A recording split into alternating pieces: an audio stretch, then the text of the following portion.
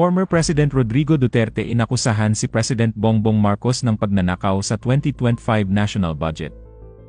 You cannot pass a law with blank. That is falsification of law. Perjury, criminal action. You can all go to jail for that. My God, you will all go to jail. That's bullshit. Either somebody there is stupid or more stupid than the others. Kung sa opisina kita, barilin kita. Ibinunyag ni dating Pangulong Rodrigo Duterte ang mga diumanoy discrepancies sa General Appropriations Act ng 2025 at itinuro ang ilang nawawalang alokasyon para sa ilang ahensya ng gobyerno. Sa YouTube show na pinamumunahan ni Davao City Mayor Sebastian Baste Duterte, ang Basta Davaoenyo, ang dating Pangulo, kasama si Davao City 3rd District Representative Isidro Ungab, ay nagpakita ng mga dokumento upang ipakita kung paano naiwan ng blanko ang ilang ahensya sa sektor ng agrikultura. Ang nasabing mga ahensya ay ang National Irrigation Administration o NIA at ang Philippine Coconut Authority kapansin-pansin na maraming blanko at ang mga halagang ito ay umaabot sa bilyon-bilyong piso. Sa ulat ng BICAM, ang budget para sa Agricultural and Fisheries Modernization Program ay nakalista sa 146 billion pesos. Gayunpaman, sa General Appropriations Act, ibinaba ito sa 126 billion. Nakakaalarma ang diskrepansi na ito. Naniniwala si Duterte na invalid ang budget dahil sa hindi kumpletong detalye at hiniling sa Kongreso na itama ito sa lalong madaling panahon. Maaring makulong din ang ilang tao sa likod ng budget dahil sa falsifikasyon. Sinabi pa ni Duterte na kung siya pa ang presidente, ikukulong niya silang lahat. Application for the money for public money. Pagka ganon, there's something terribly wrong. And as a matter of fact, I would say, kung may mga blanco yan lumusot, that is not a valid legislation.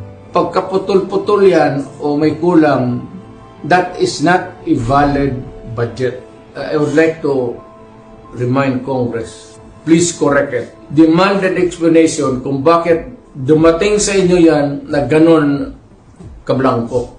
Binigyan ka ng blanco cheque dyan, o sige, bahala na kung anong ilagay ninyo. Whoever corresponds to that particular item is free to just fill up the amount. They have to give us the explanation. Otherwise, sabihin ko sa mga Pilipino, huwag na kayo magbayad ng buwis ninyo. Ganun lang naman, pinagsasaya nito kumang na to, puro cheque na blanco, then they try to pass it as a law, and they are free to choose now the amount which they want to place. Hindi natin alam kung ano ang reserva nila, kung anong gusto na ilagay, sobra doon sa pera natin. I-jumble-jumble ninyo, that is falsification of law. Perjury, it can only amount to one thing. Alam mo ano? Criminal action. You can all go to jail for that. At kung ano, ako ang binigyan ng trabaho to follow up these things, and ganito ang lumabas, my God, you will all go to jail. Mabigat yan. Public document na yan. These are the things that cannot be delegated. Hindi mo pwedeng biro-biro yan. It must be exact. That's bullshit. Either somebody there is stupid or more stupid than the others. Kung sa opisina kita, barilin kita. Totoo.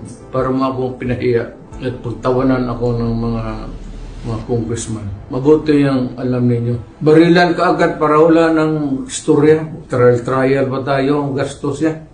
You are dealing with the people of the Philippines. You do not issue a blank check to anyone. Ano yung sabihin? Sila na ang maglagay, ang sekretary o ang direktor? Anong kalokohan ng naisip ninyo niya? You cannot pass a law with blank. That is not allowed. It leaves an speculation. President, lahat ng senador, pati yung judiciary, that there is something terribly wrong going on. You file the necessary corresponding charges. Anti-graft. Kung sino nang palusot niya. Nakikiusap lang ako sa mga ulol na to. Kung sino yung gumagawa ng ganun. Pwede bang sabihin ko sa inyo na do not the people of the Philippines. Magkagulo tayo. Huwag ninyo kaming isali. Buhay pa ako. Saka nandyan yung military pati.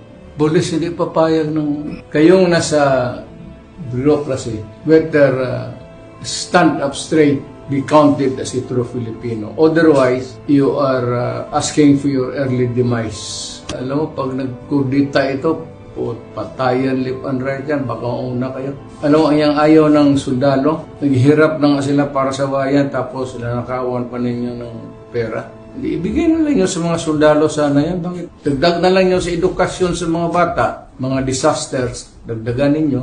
Sabi, nag-warning ako sa inyo, huwag kayong gumagawa ng ganon. Pagka marami, hindi papayag ang sundalo niya. Iyariin kayo, sigurado ako niyan.